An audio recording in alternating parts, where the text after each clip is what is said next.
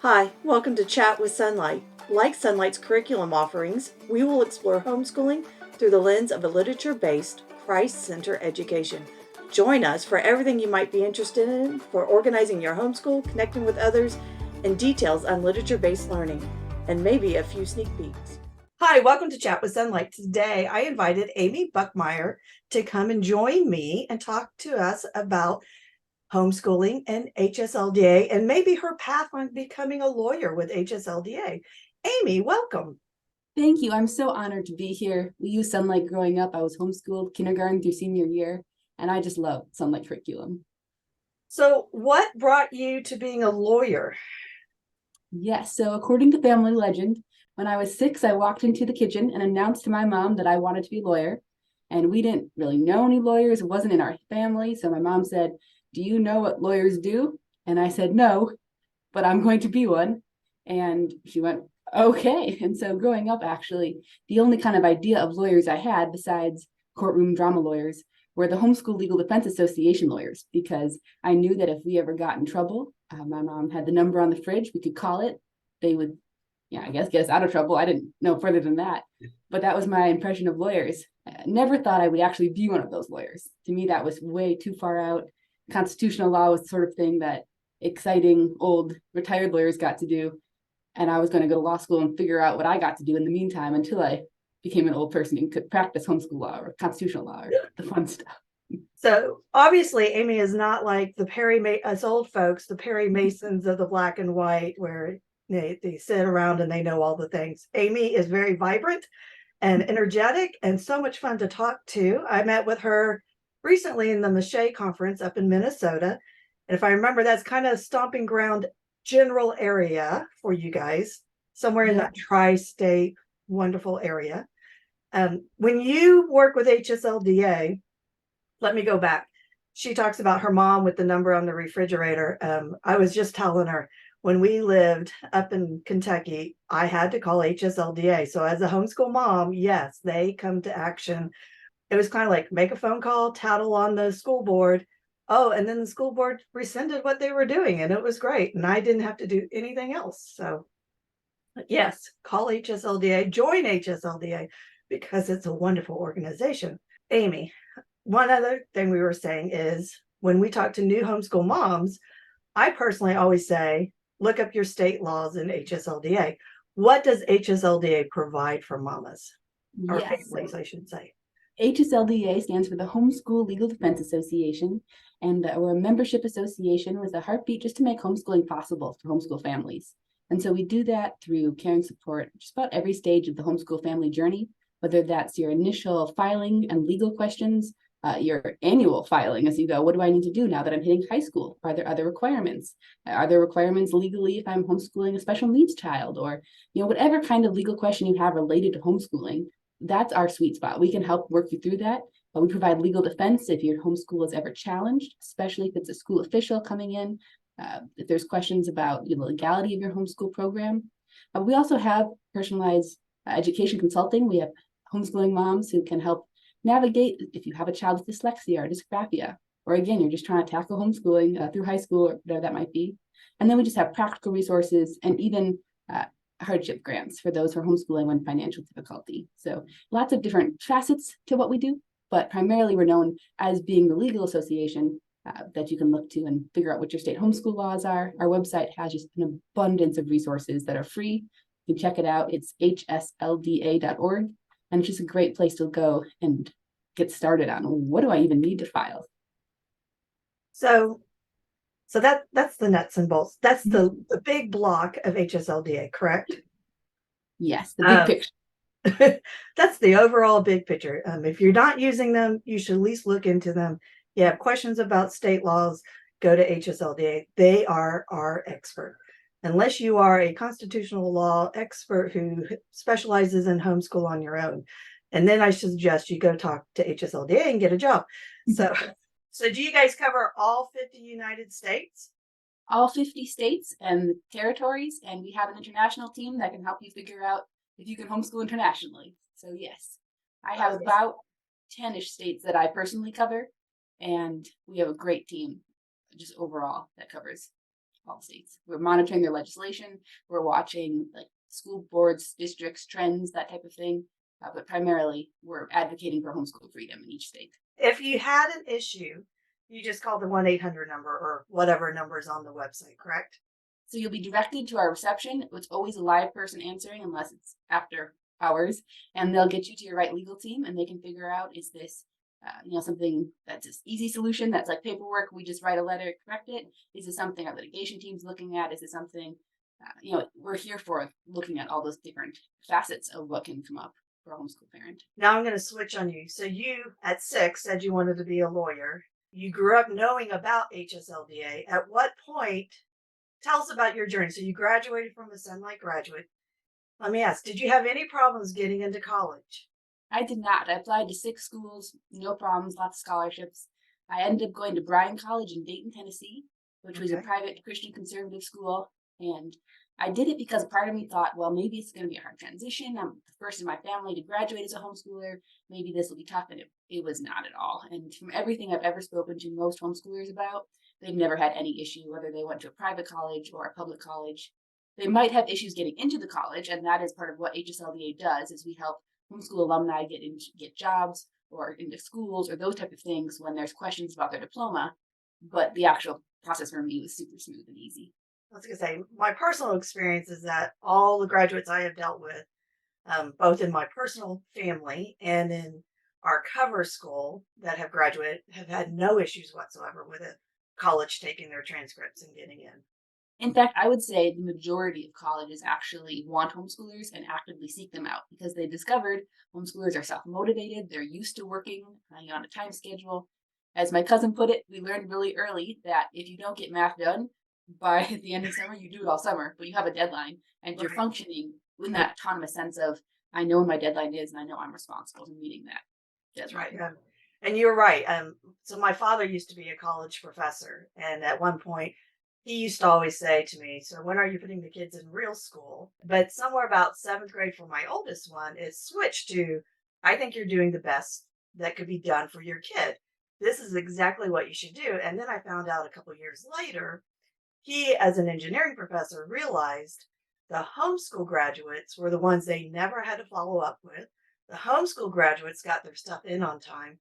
The homeschool graduates came to them with questions prior to the deadline. They didn't ask for extensions unless there was something valid.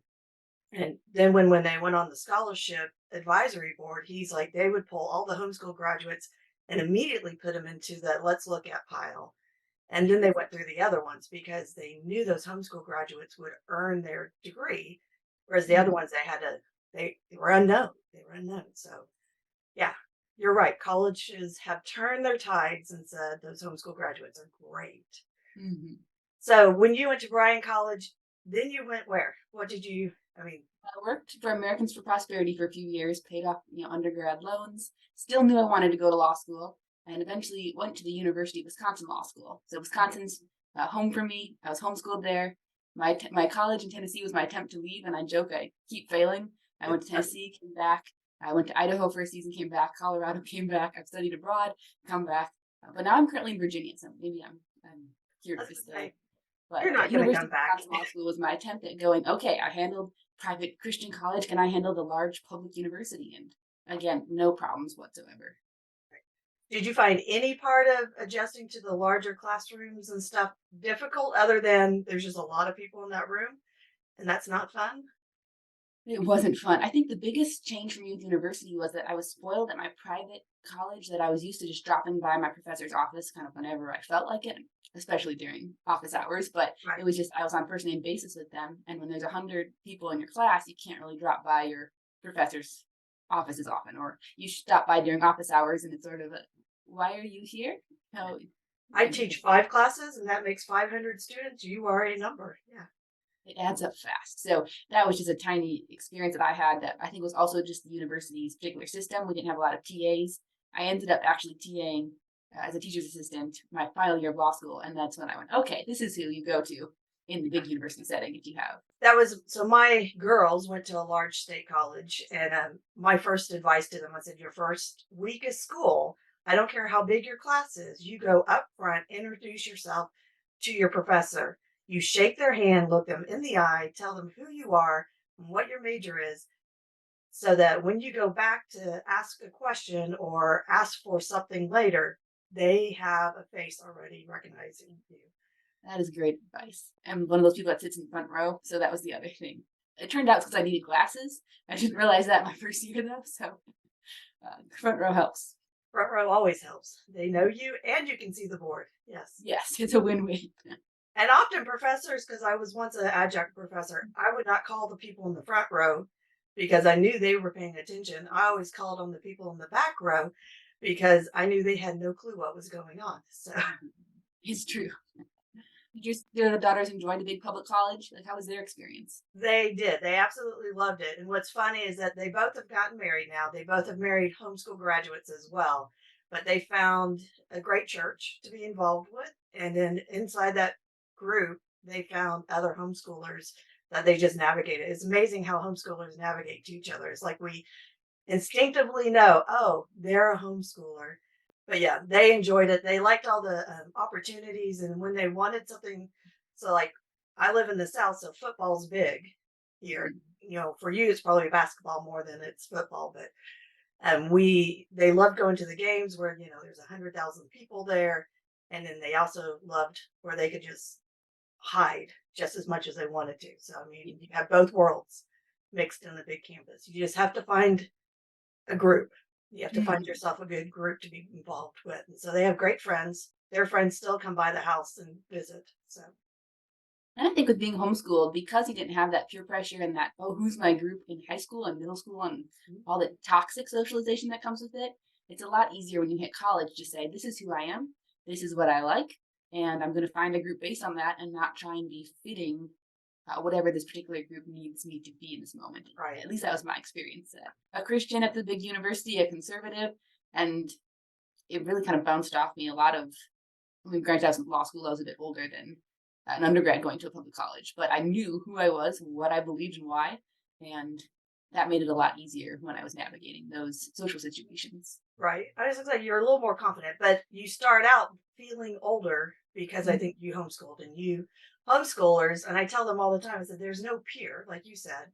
We're used to, they get along with the adults, they get along with the little kids, they get along with those that are around them, and they're quick to identify those who can't Yes. adjust. So they're like, public school kids are great as well. I mean, and they adjust, but it might take them a little longer because they have been forced to be in groups with only their peers. Yes.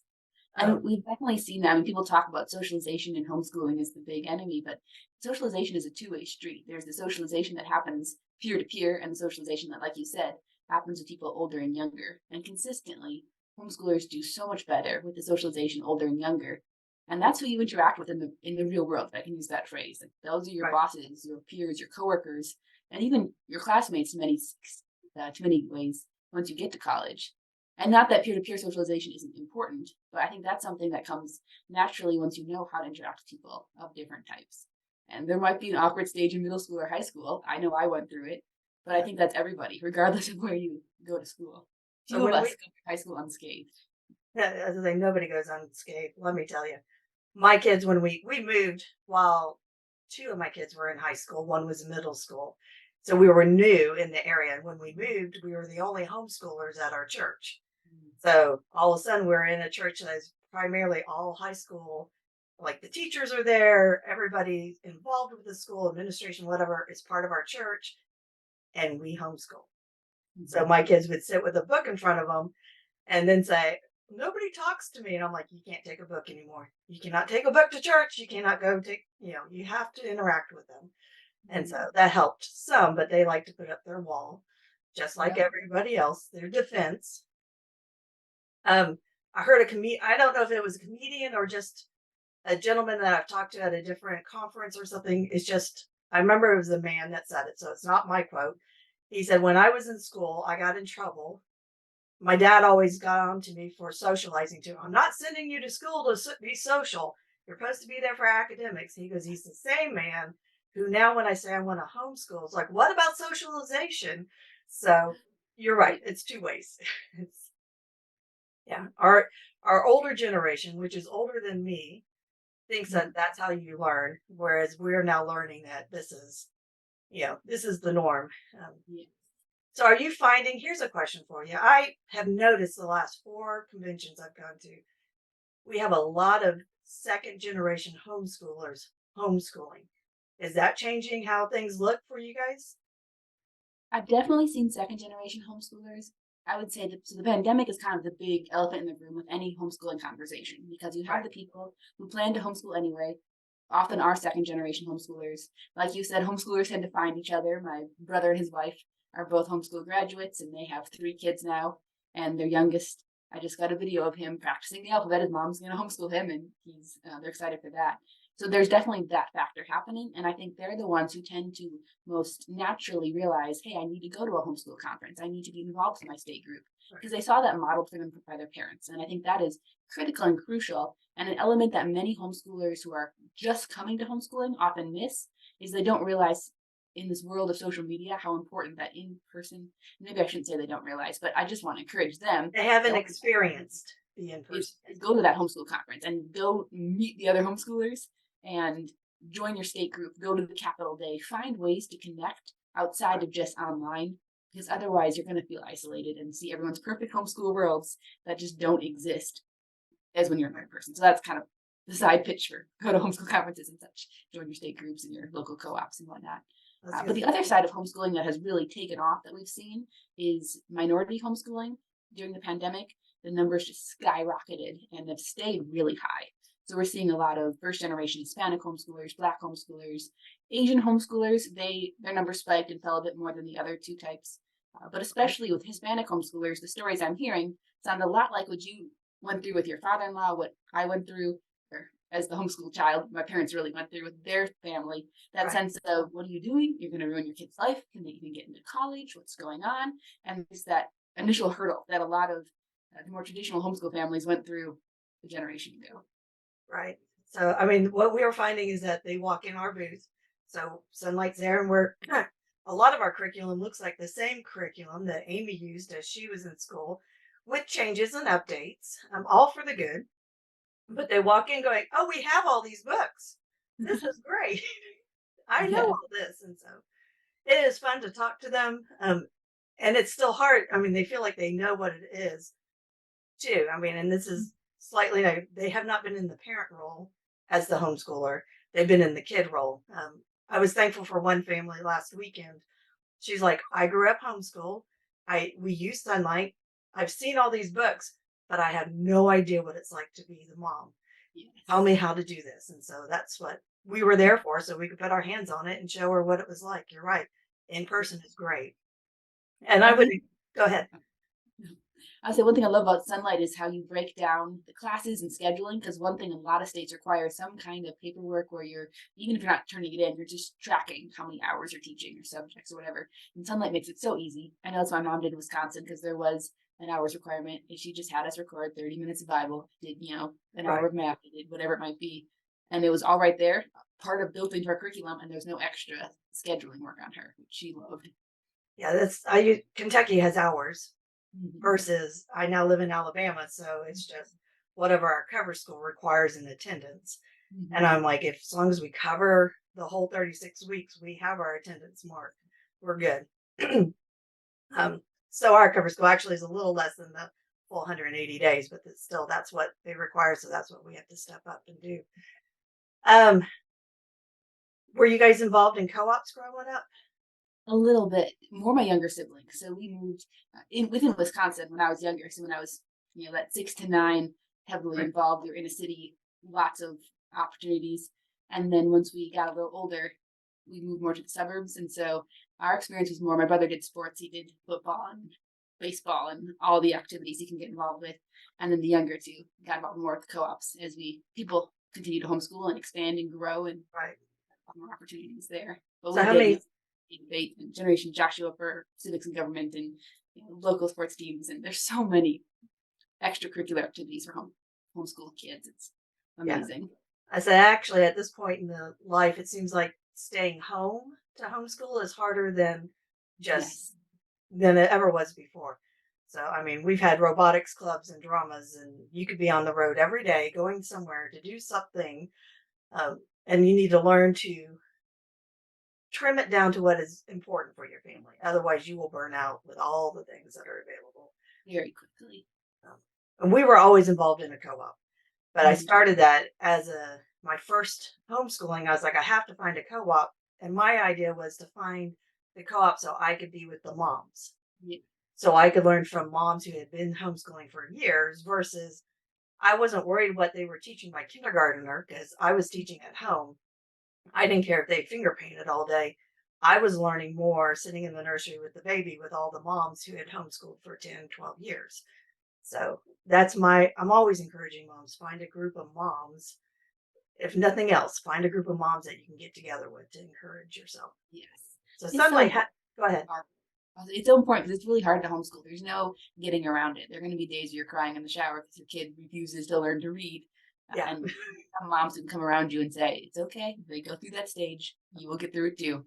That's huge. So Sunlight has a community. We have an app that I feel is just huge. There's about 3,000 moms on it That's that we awesome. can encourage them. Some never post anything, some are posting all the time, and that's okay. That's just like life. We have those of us who sit in a four of you at a coffee table. One will not talk, and one will do all the talking, and the others just chime in. And that is exactly life, the dynamics. And I But think I probably came across as overly dismissive of social media earlier. I don't mean to do that because I think that's one of the huge changes since when I was even growing up homeschooling. And one of the huge advantages is that you get to have the opportunity to interact with moms from across the country and hear how does homeschooling work for you? What kind of way do you do it? What's this work? What tips and tricks do you have? Teach me your ways. what are tips and tricks? No, I mean, but being only online, being only online for mom is not good for the kids. So you're Yeah. right. And we don't really want, I mean, as a mom, I would not want my kid online all the time. I want Yeah. them to go and play. I want them to have friends. I want them to do all the things. So sending them outside and just, I mean, back in the day, moms used to like send you outside and say, well, when they turn the street lights on, come home. Yep. Can't do that anymore, but well, it Yeah. depends on where you live. Yeah. I could do it, I think, in my neighborhood a little bit just because we live out. Like I have cows behind my house. So I mean, there's not a whole lot of people to play with, nor are my kids wanting to go out and play anymore. Mhm. So my kids are grown and moving out. So Yep. Amy, so what is your most favorite part of HSLDA? Working Ooh, for HSLDA? that's really hard. I think the answer has to be, oh man, there's so many things I could pick. I just love the chance to talk with moms who are, and not that I love that they're going through stressful situations, but who are in that situation where they're going, I don't know what to do next. I don't know what I'm supposed to file. I got this letter in the mail. Should I be worried about it? And to just give them the peace of mind and say, no, you don't need to worry about that. Or, this seems a little fishy. Let me take over from here. Let me call the school district or write this letter or help you navigate this so that they can focus on what they want to do, which is educating their child. Nobody starts homeschooling because they want to fight the school district. They do it because they want to be able to actually, you know, give the best education possible for their child. And so when I'm able to help them do that and make them more effective and less anxious about the paperwork side, that's one of my favorite feelings. That I can imagine would be the fun part. I think moms that are want to homeschool, they want to bring their kids home because God directed them to be homeschooling. All right, Amy. So we got through your law school. What actually got you to HSLDA? And Yes. do you have a story? So I went to law school, thought I was going to do regulatory law in Madison, Wisconsin, like that, which I was interning, focused on. And then, like so many, COVID hit. It was 2020 when I graduated, and the funding dried up for my job. And the same day that kind of realized I was going to be jobless for a while, and I was going, okay, God, you brought me here since I was 6 years old. Now what? A homeschool mom forwarded me the job for HSLDA, and they wanted someone who was fluent Spanish, which I'm not, and had 3 to 5 years relevant experience, and et cetera, et cetera. And I thought, well, the worst they can say is no. So I applied and got the first few interviews. And to be honest, I thought I did terrible. Like I was in the middle of a thunderstorm, so my Zoom went out, and then I had to call them on the phone. And I thought, okay, God, well, that was fun. What a good interview experience. But they hired me anyway, and I moved to Virginia in the pandemic And I'm so grateful. Like I still pinch myself some days when I'm walking down these halls that God, in his timing, just made everything work out. Because I, in law school and college, never would have imagined that this is where I would end up, or that I get to do this as my job. Like it's wonderful that I get to help moms every day, just like my mom, and dads too. Parents, homeschool graduates, just do what they love doing, which is educating their kids. So you're one of the old crogies now at I am. HSLDA. Yeah. So you also said you use Sonlight. What is your favorite part of Sonlight? Ooh, definitely, it's the literature of it. So my mom, when she started homeschooling in the '90s, will tell you that homeschooling was very much very Christian. Every alphabet was A's for Adam. All Right. have sinned. Those type of verses, or it was more the hippie style, loose homeschooling, and she just wanted something that was going to instill a love of learning. I mean, she wanted to give us faith. She wanted to make sure that that was integral to it, but she wanted us to feel like we just enjoyed being and learning for its own sake, and not just to take a test or some of Right. the other aspects that were coming out of public schools or private schools. And so she loved it because it gave us literature. I loved it because it taught me to love reading. And I was a huge bookworm. I was the one who was always getting in trouble when the Sunlight books would arrive because I would read ahead and then be told, no, you have to wait till the school starts to do those things. Oh, you were And it one was, of those kids. was definitely one of those kids and rereading them. My legal assistant, Owen, found out that I was doing this and he said, oh, we use Sunlight. And I guess his older sister was the same way, where she would go and steal all the books, which caused trouble for him then because when it was his turn to do the readings, he would find he couldn't find the book. She had it stuffed in her room somewhere, and that was me as well. But it also was great for people like my brother, who is not a bookworm, was not naturally inclined towards reading. He was the kid who wanted to be outside climbing trees and running around because he got through through high school, thought, oh, I'm not a reader, not like my sister. Started taking trade classes and like, oh, I read a lot. I am actually very well read. And it was a huge confidence boost for him because he realized that all this time he thought, well, I'm not Amy or our other sisters on. I'm not on. I don't love just reading. But because of Sunlight and because it just instilled in him that you learn that history can be exciting and fun and all of this is interconnected, he had read a lot and had a great, stronger foundation than a lot of his peers. So he's now a pastor, so I think it worked out for him too. That He level of reads a learning is lot really now too. fun. So yeah, of my four kids, my top three were avid readers, loved all the books and stuff. The fourth one liked the idea of all the books, and he read almost all of them, but it was always a battle. And I Mhm. have, you're not my academic. Out of comparing to the others, he is not the academic one. He did great. He passed all his classes. He's gone farther in math than most kids in our local area, Mhm. but he doesn't have a passion to sit down and do school, quote unquote schoolwork. He wants to be hands on and doing something. So he's still taking a year figuring it out. We think we know where he's going within the next 6 months. He has a plan. We'll see if it happens. I'm not going to spoil it for anybody. But like you said, my oldest two, they shared the same. Back then we called them cores. Now it'd be the same HBL. And when we got to high school, when they read on their own versus me reading aloud, they would start hiding the book from each other.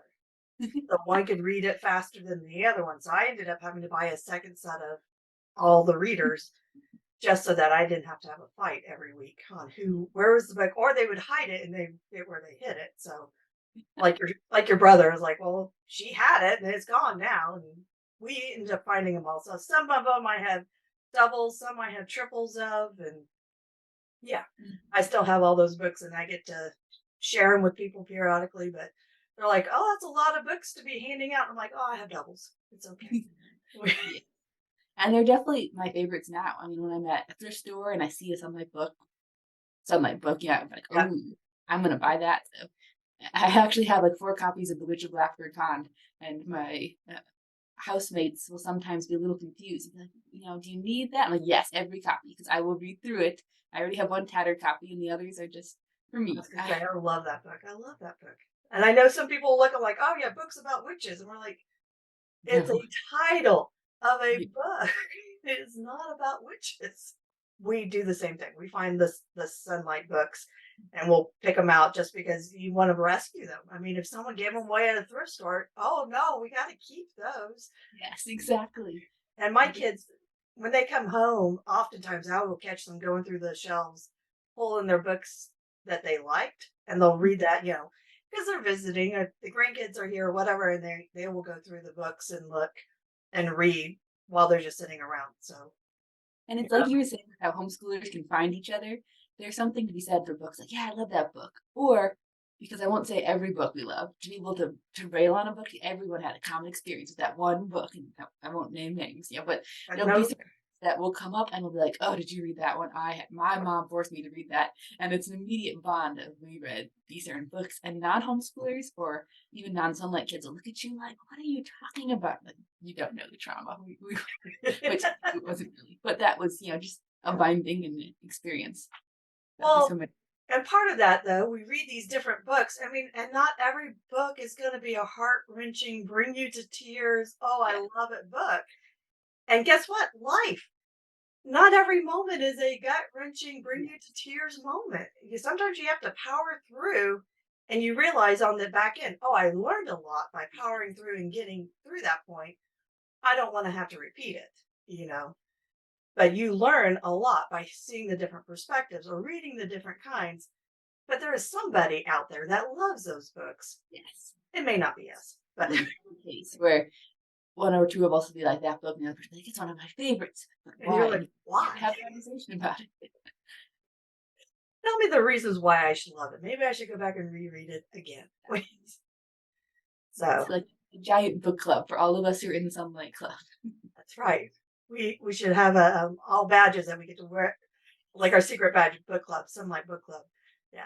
Even so, when I was being homeschooled, there were cores. There were a couple cores that we couldn't fit into my high school because I had such a heavy literature. I mean, by the time my transcript came out, I think I had a lot of history, a lot of literature. But I took all those books that were in cores I wasn't going to read, and I added them to my to read list. And I've slowly, over the years, picked them up and read them. And some I see are still on the Sunlight catalog, some are not anymore. But Right. I'm always like, oh, this was definitely a Sunlight book. This was good.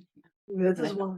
This is why it was on the list. Yeah, my daughter, my oldest daughter, she went back and she read the all the books in Brit Lit, and her husband, who was also homeschooled, was like, "You guys had these books in high school? That's a yeah, high school course?" And he goes, "These are college course." And I'm like, "Yeah, but this is Sunlight. Welcome to Sunlight." yes. So yeah, they read them together. They took their evening, like most people go and they'll finally the day's done and you go and you Mhm. sit and watch a sitcom or something and then you're let your mind kind of turn off. They will Yeah. just read a chapter back and forth with each other at night. That's a So really great memory.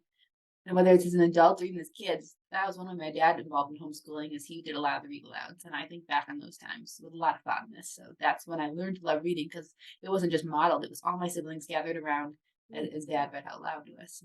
I can remember I even worked at a camp where and the evenings if we didn't have campers, the president of the camp or the owner of the camp, he would bring us all in at night and read us Chronicles of Narnia. Oh, that's a great one. And so all summer long, we're like, one more chapter, one more. I mean, we're all college age. One more chapter, one more chapter. But there was a lot there that were not homeschooled. I was not homeschooled, but Mhm. they homeschooled. So they were modeling what they knew. So, Yes. It's yes. really special. Well, Amy, I really appreciate your time. Is there, if you were to give any mom that you've talked to all these moms around, especially in your 10 states, but I know that you go beyond the 10 states. And I'm sure there's like a common thing you wish every mom knew as they start homeschooling. What would that be? Mm. I would say honestly, just like take a deep breath because there are going to be days when you think you are doing the wrong thing, but that voice is a lie. You are doing the best thing for your kid because you love your kid and you know what they need. And so parents are the best educators because they've known their child since they were born. They taught them to walk, to talk, to be potty trained. You can teach them to read, to do math, to do languages, to become a functioning adult in society. And I'm so grateful that my parents homeschooled me. My siblings are all very grateful, and we've gone different paths. My sister actually was an early elementary ed teacher to go to public schools, and when I asked her why, she said, "Because I had a great education, and I know not all kids get that opportunity." And I think that's the common theme I hear from a lot of homeschoolers. You'll see in the news, especially recently, a lot of, oh, homeschoolers rejecting their background or experience with it. But that's not, I would say, the vast, vast majority of us. The vast majority of us look back and say, there were rough days, things maybe we wish had been done differently. But for the most part, we wouldn't change that. We were homeschooled. And I was gonna you're say, I doing the think right thing. I think I know what you were talking about, what we see in the news recently, but I want to point out those parents of those families, they thought they were doing the absolute best for their kids. And That's a so good their point. parents still loved their kids. They thought Yeah. they were doing the best thing for them, regardless of the outcome. Mhm. So, mamas, you are still follow God directly, and make him the center of your family. Yes. So, well, Amy, thank you for coming and joining us. Thank you for having me. Sounds good. Thank you so much. It's an honor. Like I said, love Sonlight, and I'm really excited to see what you all continue to do as your curriculum just gets better and better. Well, thank you. Thank you for joining us today. Do you have an idea for a podcast topic, or do you want to chat with Sonlight on an upcoming episode? Email us at connections@sonlight.com.